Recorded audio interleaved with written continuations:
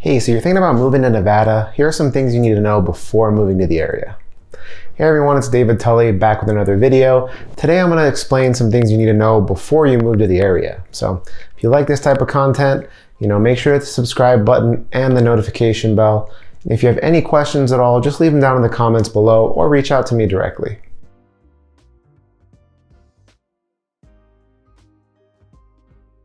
All right, so the first thing I want to talk about is the pronunciation of Nevada.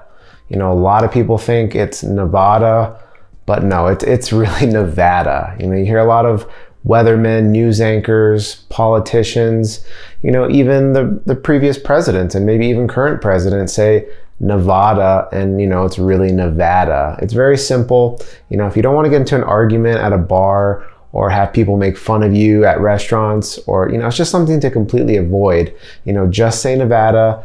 Don't say Nevada and you'll be all good. All right, let's talk about Lake Tahoe. Tahoe is one of the most beautiful destinations for locals and tourists in the area. And yes, I know it's not in Reno, but most of us would say it's fairly close, 45 to 60 minutes, depending on where you are in South Reno or Carson City.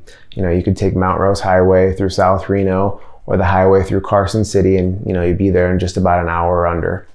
And we have some other lakes like Donner Lake and Pyramid, but Lake Tahoe is going to be the most famous and most popular destination. You got some awesome beaches like Sand Harbor, Kings Beach, and it's just an awesome destination in the winter or in the summer. It can get a little crowded, during the summer, but you just got to get there a little bit early. I can't remember what time they open at, either 8 or 9 in the morning like Sand Harbor, but you might want to be there 20 or 30 minutes early, lining up to secure a spot. So definitely check it out. All right, so if you like hiking and being outdoors, you're gonna absolutely love Reno. You have the Hunter Creek Trail, the Galena Creek Trail, the Whites Creek Trail, and that's just to name a few of my favorites and some of the most popular trails in the area. But there's many other trails you could find. They're all very accessible, very easy to get to, and we'll just show you the immense beauty that Reno has to offer. I think you'll really enjoy getting out on the trails, getting some exercise, and some nice fresh air. It's absolutely gorgeous. All right, another thing I want to talk about is the Truckee River. I know a lot of people know about the Truckee River, but a lot of people coming through the area might not know that the Truckee River is 121 miles long, and it goes all the way from Tahoe all the way down through the west part of Reno, through downtown Reno, and it'll cut through kind of the southern part of Sparks, and it'll loop all the way back up around and enter into the Pyramid Lake. So just something to think about. Kind of cool that a river runs through. Certainly, if you live downtown, midtown, certain areas, you're gonna obviously have to worry about flood insurance and flooding because you're next to a river. Doesn't happen too often, but it's something to think about. All right, another thing I want to talk about is wind. I wouldn't say Reno is very windy, but when it does get windy at times, it's going to be fairly windy in almost all areas. And one area I know people are going to want me to mention is Northwest Reno. It can get a little bit windier than most places, but like I said, if it's windy in Reno, it's typically windy in Reno, Sparks, pretty much all areas, but most of all Northwest Reno. It's a little higher elevation, about 48 to 4,900. Versus, Reno's at about 4,500. So it's just something to think about. It can get windy at times, certainly through Washoe Valley too, as you're driving through down there. If you have a trailer or a truck, it's just something to think about. It can get windy at times. All right, next I want to talk about Sparks. A lot of people hear about Reno 911, the biggest little city. Reno's an awesome spot, but some people coming to the area haven't heard of Sparks. And Sparks is part of the same county as Reno. It's called Washoe County. It's very close to Reno. You just got to pass over, the McCarran Loop or Sparks Boulevard, Rock Boulevard, or even in the Vista area. So I would consider it a sister city to Reno and very similar. Housing prices are a little bit cheaper in the area.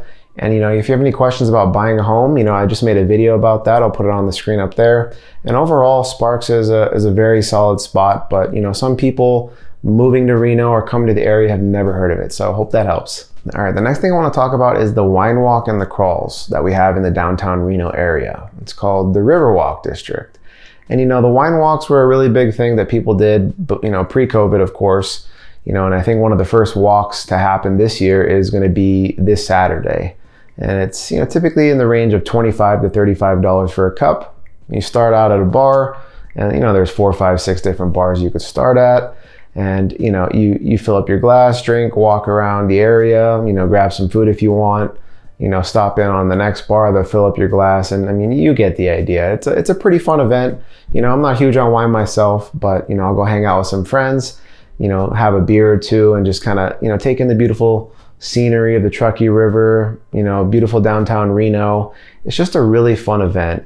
And you know, if wine or that really isn't your speed, we have crawls, you know. It's called the onesie crawl, or the zombie crawl, or even the most popular Santa crawl. You know, it's a super fun event that I really enjoy.